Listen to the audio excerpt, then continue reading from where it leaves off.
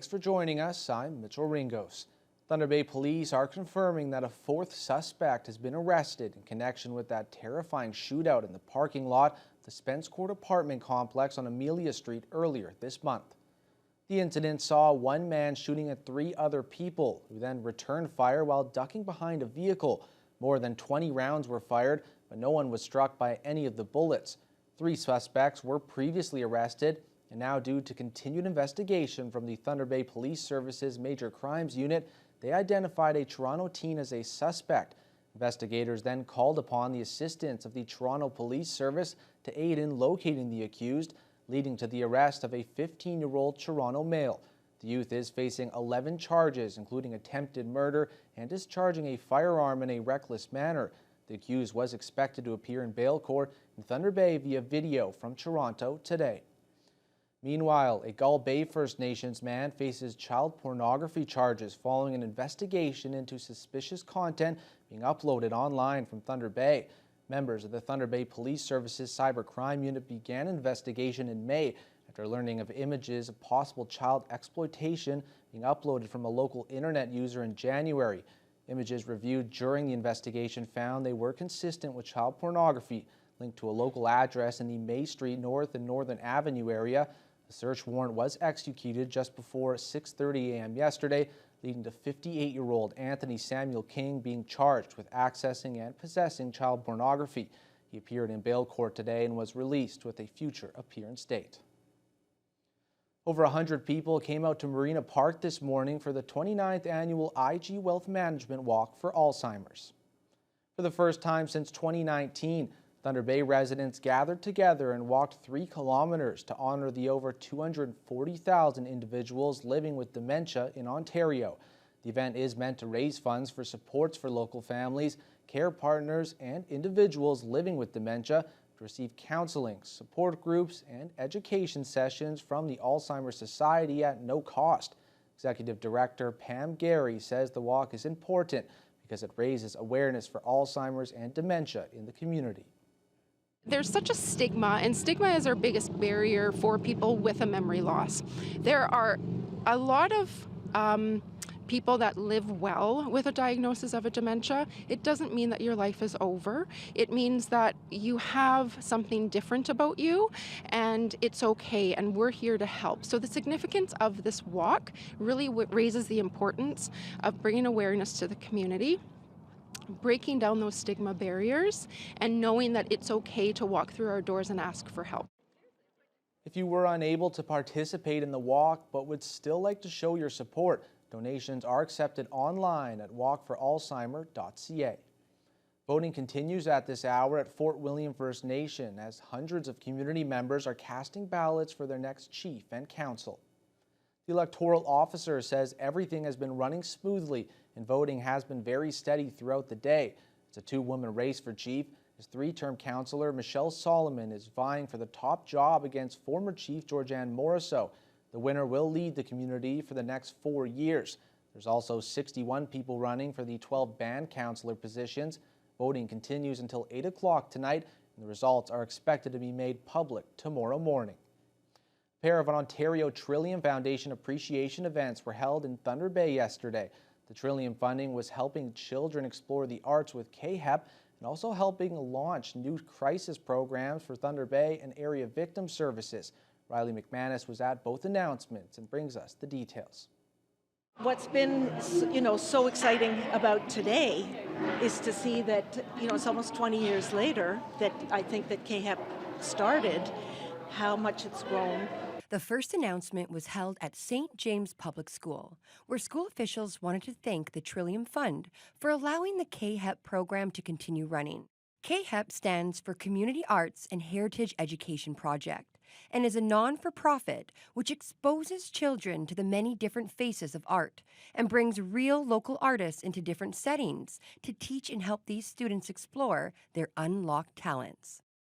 The artists themselves, they come from all different disciplines, from visual to music to dance to writing to whatever, and it's a way for the artists to actually get into the community and interact with people in a different way than they're normally used to, and I think it just also opens a lot of kids' eyes, especially in this sort of environment, that this is a possible avenue for what they can do with their lives. Funding is super important. Obviously, artists don't work for free, and without the opportunity to have access to funding, we wouldn't be able to have them in our school working side by side with teachers, because it's not just the students that learn, but it also supports educators as they're gaining more experience and understanding. MPP Kevin Holland was there to see the $155,000 that was granted to the program in action. And he says Trillium funding is key to allowing access to arts and education for students. Meanwhile, on the other side of town, Thunder Bay and Area Victim Services hosted a gathering where both Vaugeois and Holland were in attendance, along with new Police Chief Darcy Fleury. Penny Radford is the Executive Director of the Victim Services Group, and she expressed gratitude for the $55,000 in Trillium funding, which allowed the organization to revamp the programs it offers. The funding is detrimental and just barely enough to keep rolling with the amount of crimes. To have that extra funding come into place really makes it a better experience and better outcomes, more positive outcomes. The importance of victim services, I think, sometimes gets lost, because as police officers and as we go through the justice systems, we always focus on the accused, the crime, maybe the subject or the bad guy, and we sometimes forget about the victim. Riley McManus, TBT News. Crime Stoppers Thunder Bay held its annual shredding event today, where residents could stop by and get their documents shredded for a small donation. All morning and early afternoon, the inner city shopping center parking lot saw tons of people coming out looking to get their legal documents shredded, while also fundraising for a good cause. The funds raised will be going back into Crime Stoppers and be put into the various programs that it provides, including their TIPS program. Crime Stoppers District Chair Shaladin Nichols says this event is one of their biggest fundraisers. We don't have any support from any forms of government, the federal, the provincial, even the municipality. So we raise funds for ourselves and also get donations from the public and some individuals, parastatals and businesses. We have other fundraising activity, but this is one of the biggest for us so far. So that this one, we involve the community. This is community participation and they are aware of it. Nickel adds that the group is looking for volunteers to help out at functions like the shredding event. Anyone interested in volunteering is encouraged to sign up through the Thunder Bay District Crime Stoppers website. A major fire destroyed a home on Hilly Lake near Kenora on Wednesday evening. No injuries have been reported as a result of the fire, which appears to have been caused by a wood-burning stove.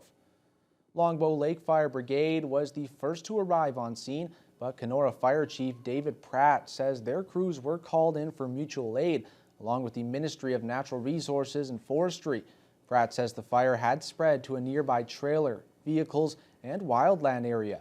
An M&R helicopter responded to waterbomb the surrounding area and prevent the fire from spreading. Pratt says Kenora Fire and the M&R joined the effort at about 8 p.m., and together the three fire services had the blaze out by around midnight. A governance review of the town of Fort Frances has found room for growth with below optimal results on 3 governance principles. The town council commissioned the review and responded positively to the report delivered at this week's regular council meeting. We want to do a good job. We want to govern our municipality in the best possible and most efficient way that we can. And so we always want to try and improve. And so I'm really excited about the review. I think it's an excellent report. Mayor Andrew Halakis says the town's governance structures have been the same since the 1990s and says it's high time the town changes to reflect a changing society.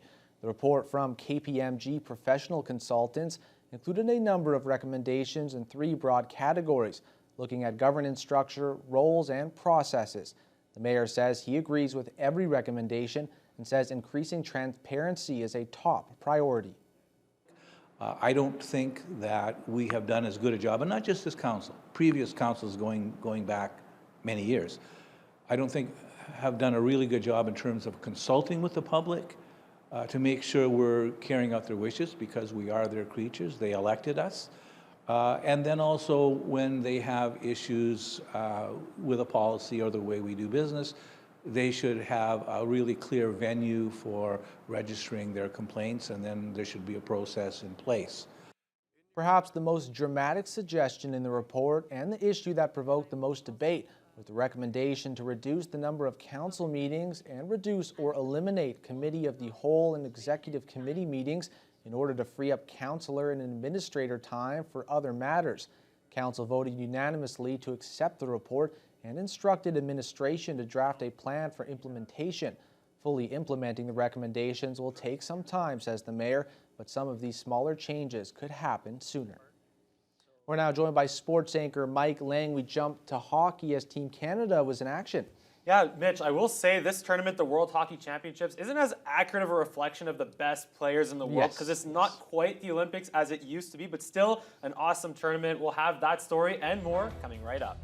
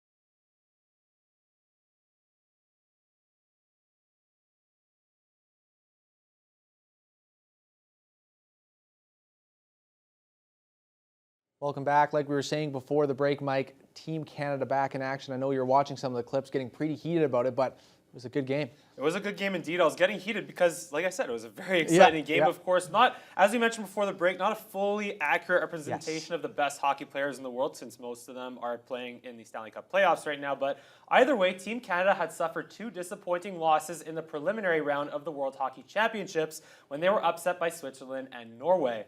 Although the Canadians bounced back by beating Finland in Thursday's quarterfinal, they were in danger of being eliminated in today's semifinal as they trailed Latvia 2-1 after 2 periods. However, this time, Canada saved their best for the third.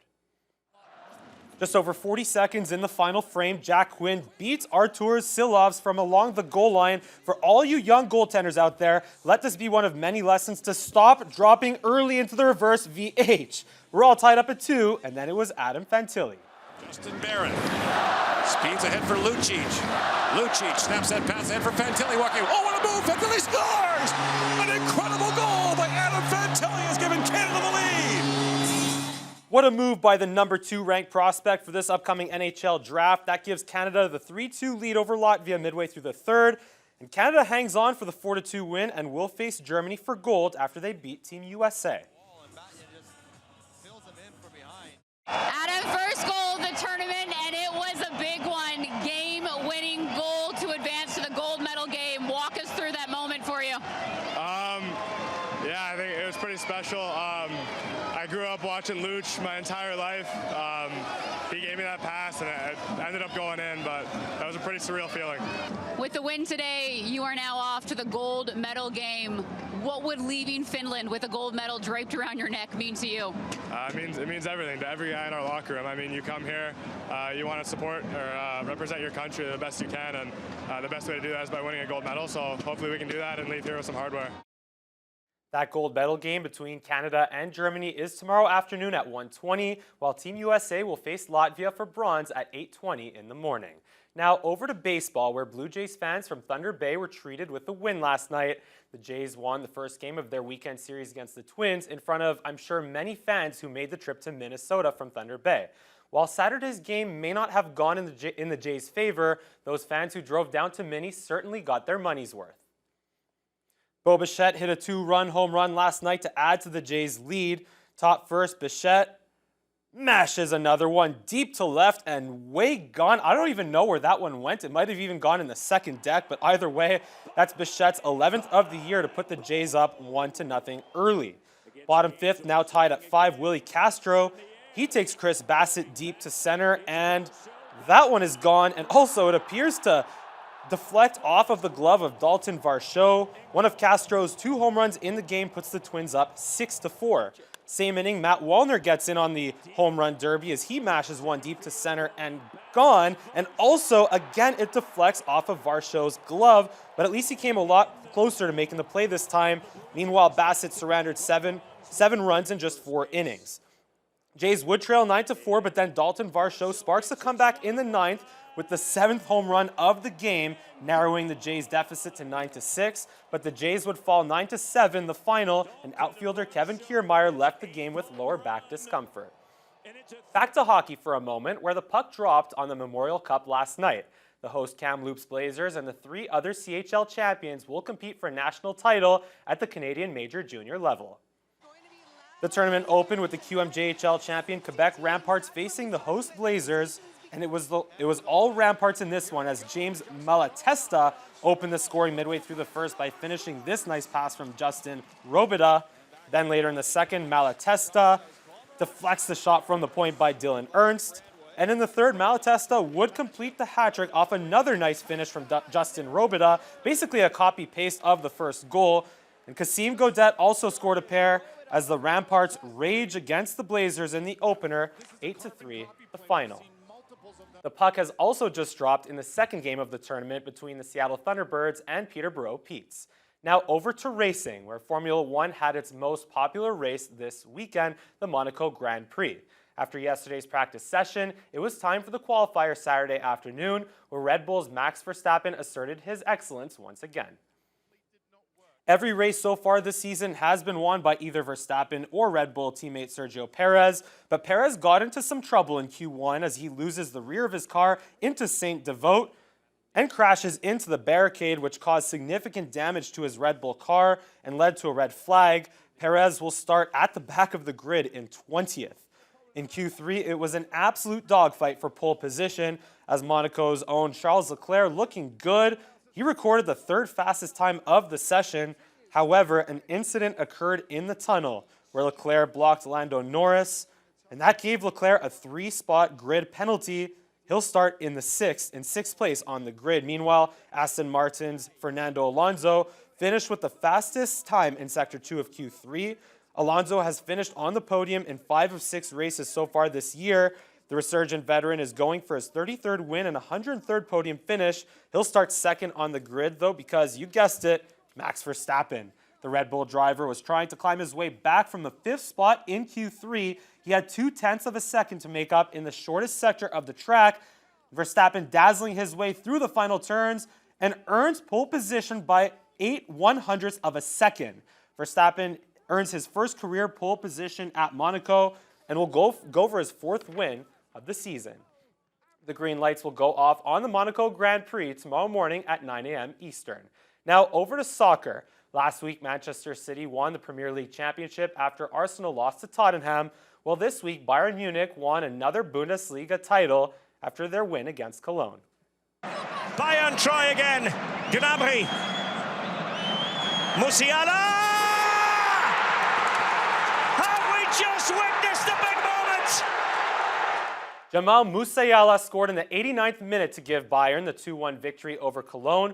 Bayern wins their 11th consecutive Bundesliga title after Dortmund was held to a 2-2 draw at home against Mainz. And now sticking to soccer, we'll bring it back to our region where the Thunder Bay Chill are opening their season tonight in Winnipeg against the Lions. The Chill hosted the Lions in back-to-back friendlies at Chapels Park last weekend and won both matches. After a 6-0 win on Saturday, veteran Sullivan Silva opened the scoring on Sunday, while Elliot Cutts added a goal and an assist as the Chill clean-sheeted the Lions once again by a score of 3-0. Tonight's match begins at 8 Eastern, 7 Central in Winnipeg. I think anytime you're in an elimination game, that desperation is almost an automatic. Dallas Stars, do they have an answer? Could they avoid the sweep? They score! Joe Pavelski! And the Stars are still alive. It's a big win. It's a start for us. We know our situation. The biggest game of the season for the Dallas Stars. Joe Pavelski plays hero. The fourth one's the hardest to get. They're a really good team. We're not about to lay down and let them take it from us. There's always a team that puts himself in this spot and climbs out of it. Why not us? Of course, it's Game 5 tonight between the Stars and Golden Knights in Vegas. The Knights lead the series 3-1 and are just one win away from advancing to the Stanley Cup Final for the second time in franchise history. Puck drop is at 8 p.m. And if you'd rather watch basketball, it's also Game 6 between the Miami Heat and Boston Celtics. The Heat lead the series 3-2 and are looking to advance to the NBA Finals, of course, while the Celtics are hoping to force a Game 7. Tip-off is at 8:30 Eastern in Miami. Now, sticking to hoops, the Toronto Raptors are reportedly losing a member of their coaching staff. The Milwaukee Bucks are planning to hire Adrian Griffin as their new head coach. Griffin joined the Raptors as an assistant back in 2018 and was part of Nick Nurse's coaching staff who led the Raptors to their 2019 championship. After almost a decade in the NBA as a player, Griffin began his coaching career in Milwaukee back in 2008. He would replace Mike Budenholzer, who was fired after the top-seeded Bucks were upset by the Heat in the first round of the playoffs. So, Mitch, the Bucks, they have their new head coach stealing a member of the Raptors staff. So who's going to coach the Raptors now? That's a good question, and at least it's the first change for the Raptors. We're going to have to see if they make changes to players going to the next season, and I think they are going to make some changes. Obviously not the best season last year, but we're going to have to wait and see. Big off-season, yeah. They also got to pick a new rookie coming in, so we'll see how he's doing. But as for weather, good news. As we saw plenty of snow earlier a couple months ago into rain, now plenty of sunshine. We'll have those details after the break.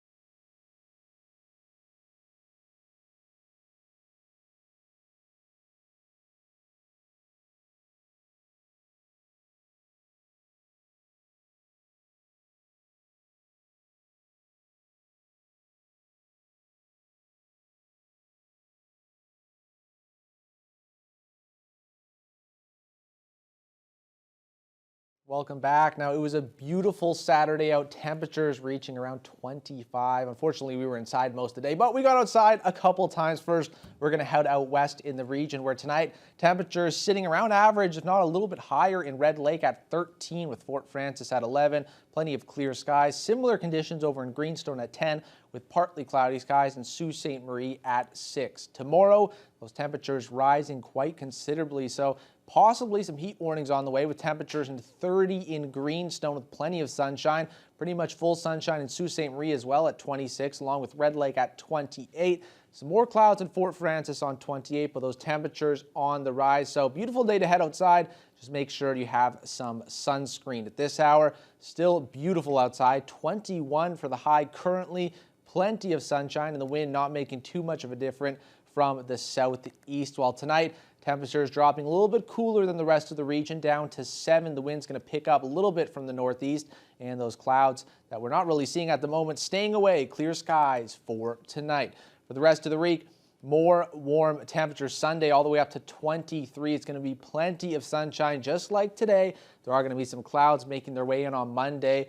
Throughout the day, on and off, temperatures still up to 20, back to 23 on Tuesday with partly sunny skies. Some more beautiful conditions throughout the week. Some more clouds rolling in on Wednesday with temperatures jumping up to 21. And on Thursday, a little bit more clouds, but they are going to give way to some sun later in the day. Some more warmer temperatures at 22, and it's especially warm because the average is still sitting around 18. So in Thunder Bay, we're still seeing warmer than average temperatures, which is nice to see. Now, Mitch, we have the Grand Prix in Monaco tomorrow, the streets of Monte Carlo. So I want to ask you, I'm wondering, what would a Monaco type of Grand Prix look like in the streets of Thunder Bay? Well, it wouldn't happen because we have too many potholes. Right. So pretty much the But cars let's assume no potholes. Let's assume they no fix the potholes. potholes. You know, it'd be pretty interesting. I feel like our streets are pretty tight. It'd be kind of like a Monaco and Thunder Bay. Yeah, maybe I would we say should do it. maybe like the 10-mile road run that we had a couple of days ago. It'd follow that itinerary as well. Maybe we'll do a TBT race with our cars. Yeah, I don't recommend Might that. not go very well. But thank you all for joining us. Have a great day. We'll see you next time.